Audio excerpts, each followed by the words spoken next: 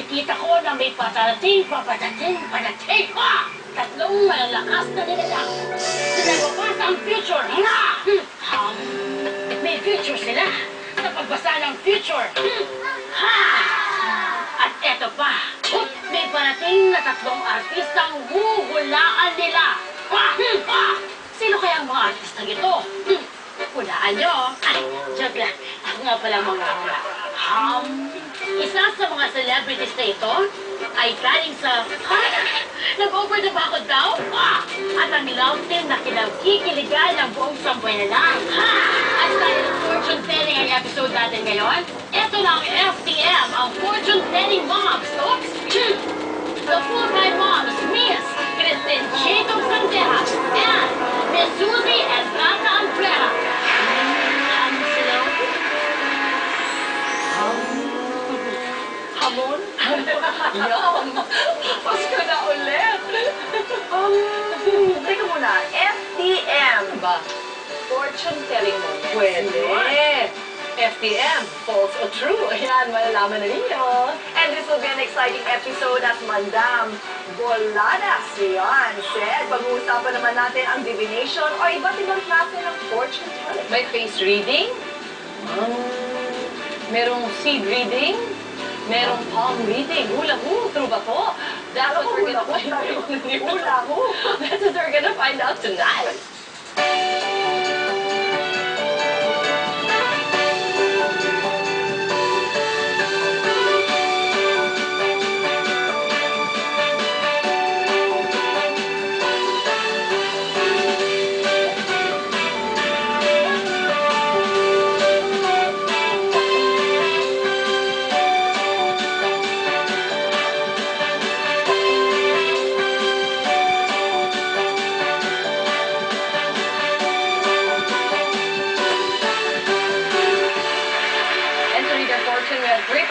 From the annual Psychic Festival 2010. Ang una nating psychic, she reads the lines, the palms, the kulubot of our palms. To tell us about our future, isang palm reader, Miss Purita Albior. Hello, good evening, Miss Purita. Good evening. And ito naman, if you come face-to-face with the psychic, malalaman niya kung ano ang destiny at ugali ninyo. A certified face reader, Sir Zid. And our third psychic ay nagbabasa ng mga seeds. Nagbabasa ng mga seeds. Iba ito. Let's welcome Alibata. Hi, Alibata. Mga seeds, ha? Oo nga. At ito, teka, paano nyo nga pala nalaman na meron kayong mga gifts pagdating sa mga paghuhula sa ibang tao? Alibata. Bali, una kong experience, ito yung parang deja vu. Parang nauulit lang yung pangyayari. Tapos hanggang... Kumbaga parang hindi pa nagaganap, parang nauuna na. Napapaniginipan mo ba? Yung iba dreams, yung iba hindi. So parang yun yung nakahatak sa akin. So sabi ko parang gusto kong mag-practice, mas lalang i-develop. Okay, Miss Purita naman. Bata pa ako, hindi ko na-check na may psychic pala ako. Okay. Yung sinasabi ko nangyari agad. Sa kaklase ko, sabi ko, alam mo, mag-asawa ka di oras. At the age of 30, mag-asawa ka. Nangyari. Tapos sabi ko, bakit kaya? Tapos sumasakit ang ulo ko. Parang may nagtuturo siya, maghula ka, mag-ano ka, magtulog ka sa kapwa-tao mo. Was that the same for you, Sid? Regarding naman sa skills ko po, I acquire it in two things. Okay. Nature and nurture. So nature, generally kasi my mom is a great psychic na. So naman, Pero yung daddy mo hindi? mother ko po more on the martial arts siya. Okay. Okay? So yung nurture side naman is, I acquire it. Kasi, to be honest, I'm a graduate of PS Psychology. So, graduate of Psychology. So, when it comes to face reading, meron tayong tinatawag ng face psychology. Kaya syempre para mas lalo natin maintindihan ang seed reading, let's call in our first guest tonight, isang comedian na nag-over the bakod na nga ba? Itanong naman natin yan sa mga seeds. Let's welcome Archie Alemania. Hi, hello Archie! Susie. Ako, eto. Last day mo na sa Matanda na. First and last day mo na sa DMA. Sa TV. Do you believe in hula? Minsan hindi. Kasi tinitingnan ko muna sa tao eh. Parang katiwa-tiwala ba to or mukhang manloloko lang. Depende sa tao na manghuhula. Has there ever been a hula na nagkatotoo? Meron naman, sabi sa akin, dadami anak mo, dumami naman sila. Gusto ko lang malaman niyo kung dadami pa. Oo. Ayun, magandang tanong yun Oo. Pero umpisa natin, of course, papabasa natin ng seeds para kay Archie. Ang seeds ni Archie. That's a bit so. That's a bit so. I think. Paano nga ba yan ginagawa? Lipat tayo. Ayan, yan. Sige, dito ka muna. Dali mo yung mga seeds First time mo. ko din makakita niyan mga... Tapos yung seeds, anong klaseng seeds nga yan? Palm?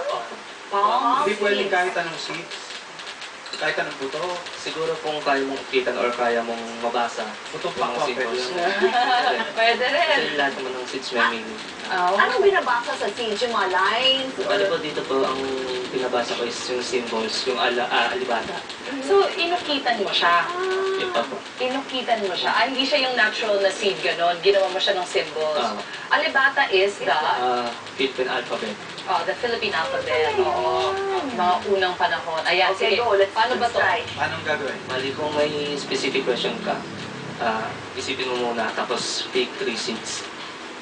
Pero hindi niya sasabihin sa'yo out loud.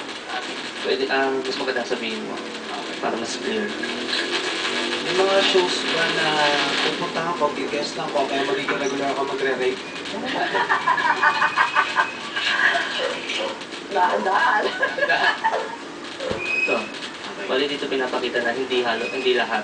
So kung mayroong ilan, so dito kailangan lang sabihin natin na parang Baka kailangan ko mapakisa. hindi na. Parang mas maganda ang gawin is parang ibigay mo yung effort mo. Okay. Kumbaga mas dobling mo yung work mo, parang yung focus mo nandun. So para kahit na sabihin natin hindi ganun katagal or hindi ganun kaganda yung kalabasan, magiging maayos pa rin. Pero alamin mo yung mga pangalan ng host, ganyan. Bilang panimula. Hindi, kinabahan lang ako kanina. Kabado lang. Nabighana siya. Nabighani. Nabighani pala. Pwede na rin yun. Pwede na yan. Next, pwede pa ba? More questions? One more, Ayan, one more. one more Yung kanina, question. yung... Love life, love life. Ayan! Meron ka ba? Kakabalikan ba? Gaganda ba ang love? Sige. Gaganda ba ang love life ko ngayon? Magtanong ka sa health center kung paano ba? Nagtatali ka rin ba?